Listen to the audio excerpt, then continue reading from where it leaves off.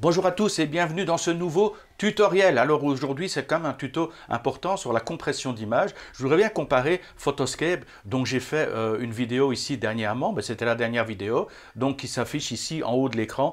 Croyez-moi, c'est un logiciel qui vaut la peine d'être découvert. C'est un logiciel qui est gratuit, qui est compatible Mac et PC, qui est très intuitif. Au niveau de la retouche photo, c'est vraiment de la bombe. Je crois que ça risque de détrôner Photoshop parce que vraiment c'est quelque chose d'impressionnant. Et justement par rapport à ça, je me suis dit, je voudrais bien faire un test de compression d'image comparer Photoscape avec Photoshop. Vous savez que la compression d'image, c'est une chose qui est primordiale. Si vous créez un site internet, c'est important de réduire le poids des photos tout en gardant une qualité maximale. Donc, plus votre photo sera légère et plus vite elle sera téléchargée. Et Google prend en compte, ça c'est un des critères de décision par rapport à Google, c'est le poids de votre site, la rapidité. Plus votre site est rapide et plus Google va le faire remonter dans les résultats de recherche. Si vous mettez une photo qui n'est pas compressée, qui fait 1 ou 2 mégas, ça va être long à télécharger et Google, il n'aime pas ce genre de choses. Il va favoriser des gens qui mettent des photos de même dimension mais qui ne pèsent que quelques kilos.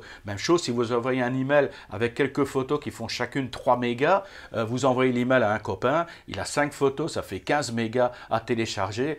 Lui, voilà, s'il a une connexion qui est dégueulasse, ça va être extrêmement long. Si vous compressez vos photos, au mieux qu'une photo fasse 3 mégas, elle fera peut-être que 100 kilos ou un truc comme ça, ou voire même moins. Donc c'est vraiment très intéressant et vraiment très utile. Donc aujourd'hui, on va comparer la compression des photos entre Photoscape et Photoshop. Ça fait des années que je travaille avec Photoshop pour les redimensionnements et la compression des images. Alors aujourd'hui, je vais voir si effectivement je continue, je reste fidèle à Photoshop ou si Photoscape, je ne l'ai pas encore testé, mais est-ce que Photoscape offre des qualités similaires ou meilleures, on ne sait pas. On va voir ça tout de suite dans ce tutoriel. Allez, on retourne directement sur l'écran. Alors pour commencer ce tutoriel, on va aller sur Pixabay pour aller chercher une photo qui va nous servir d'exemple. Pour ceux qui ne savent pas, Pixabay, c'est une plateforme qui propose des images, des vidéos, des photos qui sont totalement gratuites et libres de droit. Vous pouvez les télécharger, c'est vraiment utile. J'ai fait un tutoriel dessus, vous avez le lien qui s'affiche ici en haut de l'écran. Alors pour commencer, on va cliquer, moi j'aime bien les Lotus, donc on va cliquer Lotus. Et je veux une photo, Lotus, voilà. Alors, ici, ça m'en ouvre un paquet. Il y a du choix. Ah oui, il y a 92 pages de fleurs de lotus, donc il y a de quoi faire. C'est pas mal. J'aime bien. Oh, allez, on va prendre celle-là. Hop. Voilà. Télécharger gratuitement. Moi, ça va aller très vite parce que je voyais ici en haut, je suis inscrit. Donc pensez à vous inscrire, sinon à chaque fois vous avez un captcha, un truc à remplir pour valider. C'est une perte de temps. Donc voilà, le format de la photo 5184 sur 3456, c'est vraiment énorme, mais je préfère partir sur un gros truc pour ensuite redimensionner et compresser. Alors on télécharge, et voilà, le dossier s'appelle Water Lily. Ok, donc je peux fermer ça. Je peux fermer Chrome. Et maintenant, nous allons sur Photoshop.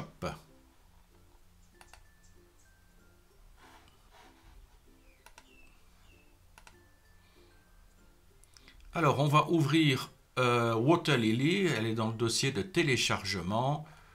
Alors, Water Lily, ici, voilà. Ouvrir, ouais, vous voyez, elle fait 3,6 mégas. Ici, dans le Photoshop, elle va encore être plus lourde, j'ai l'impression. Alors, qu'est-ce qu'on fait pour commencer? On va recadrer, non pas recadrer, redimensionner cette photo. Il y a une différence entre recadrer, c'est par exemple, je veux faire un format spécifique ici, par exemple du 900 par 500, mais ça ne respecte pas le format de la photo. Mais là, on va vraiment faire tout simplement image. On va aller dans taille de l'image. Et on va recadrer la photo. Regardez, taille de l'image, elle est à 51 mégas. En centimètres, ça fait 43 cm sur 29. Donc c'est vraiment un poster. Donc ce qu'on va faire ici, on va réduire à 1000 par exemple. La largeur à 1000. Comme ici, les deux hauteur et largeur sont attachées.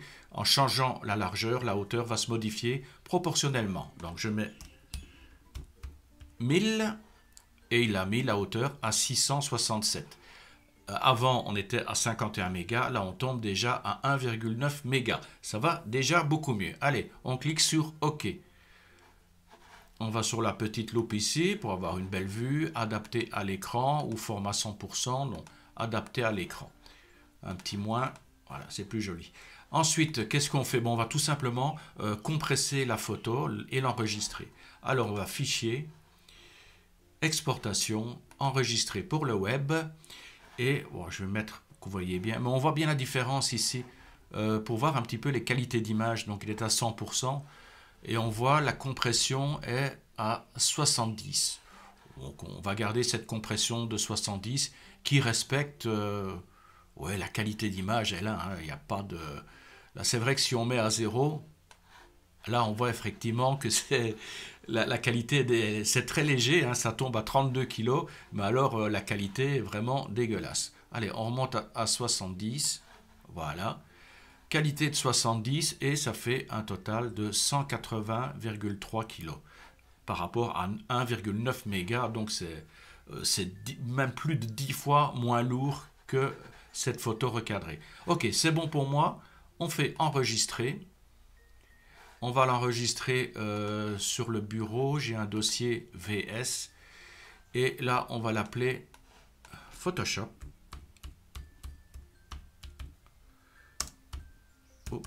70. Enregistrer. Voilà.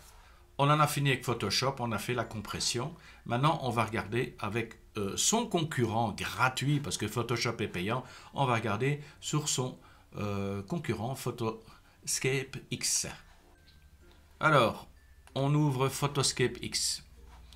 On va ouvrir une photo. Enfin, on va ouvrir une photo. On va ouvrir la photo. On est toujours dans le dossier téléchargement. Water Lily. Voilà, Water Lily est là. Ouvrir. Voilà, la photo est ouverte.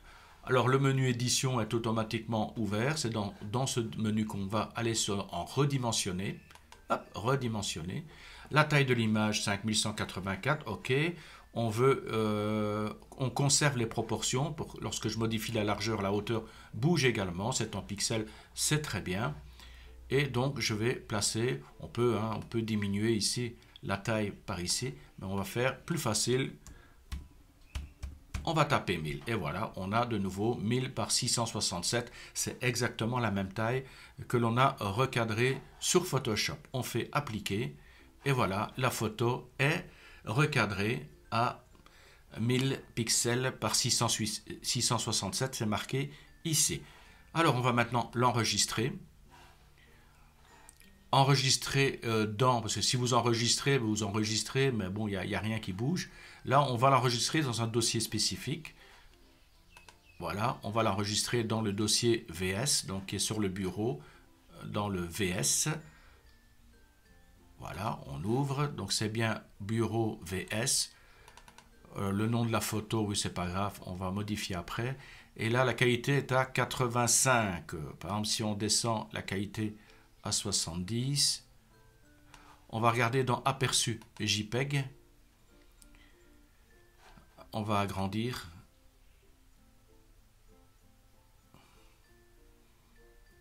On a une qualité qui est similaire. Hein. On va regarder, on va bouger. Hein. C'est à ça que ça sert, hein, c'est de voir un petit peu. Ouais, c'est pas aussi net. Hein.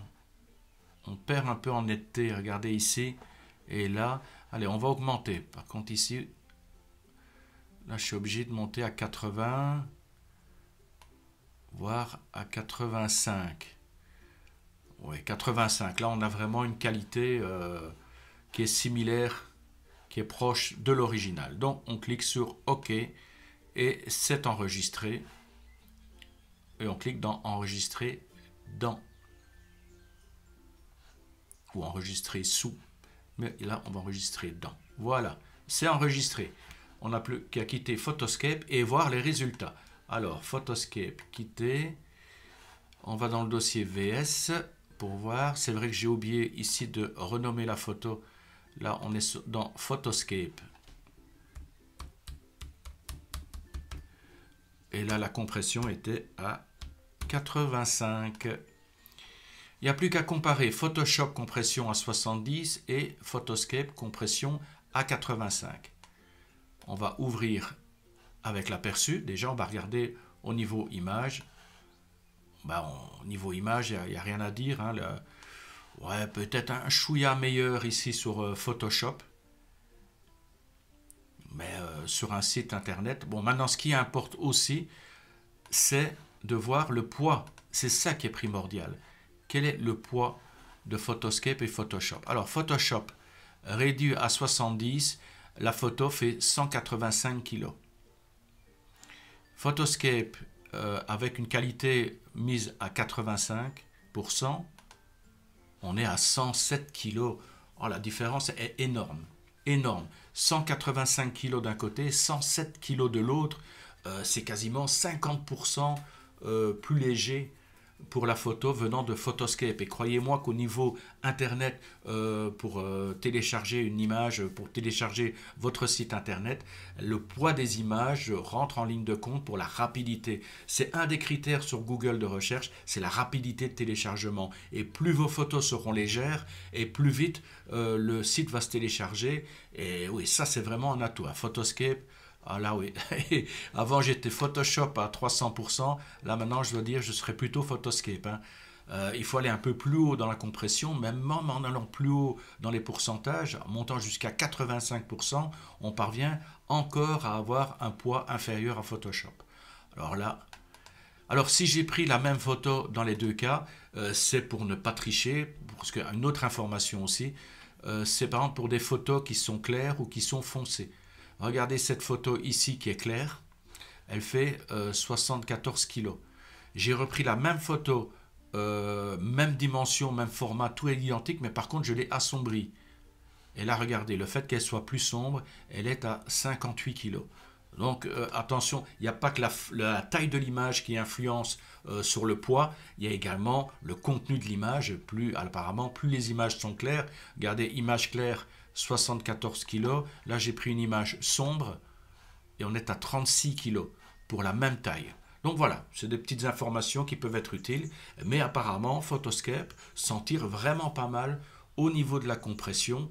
Si ça continue comme ça, je crois que je vais délaisser Photoshop au profit de Photoscape, dont vous pouvez retrouver le tutoriel ici en haut, dans la description en bas, pardon, ou sur le lien qui s'affiche juste ici en haut, là. Voilà, là en haut, vous avez le lien qui vous emmène sur la présentation de Photoscape, et c'est vraiment un outil qui est gratuit, compatible Mac et PC, c'est un bijou, c'est de la bombe. Donc vraiment, je vous conseille d'aller le découvrir, il est très intuitif, très facile d'utilisation, ça vaut la peine d'être découvert. Donc voilà, sur ce, j'ai terminé avec mon petit tutoriel du jour. Il y en aura peut-être un autre, hein, je verrai bien. Là, il continue à pleuvoir, donc je ne sortirai peut-être pas aujourd'hui pour tourner des vidéos pour mon autre chaîne YouTube dédiée à l'expatriation en Thaïlande. Donc peut-être un nouveau tuto sur les tutoriels, voilà, gratuit et facile d'utilisation. Sur ce, bonne journée ou bonne nuit à tous et à la prochaine. Bye bye.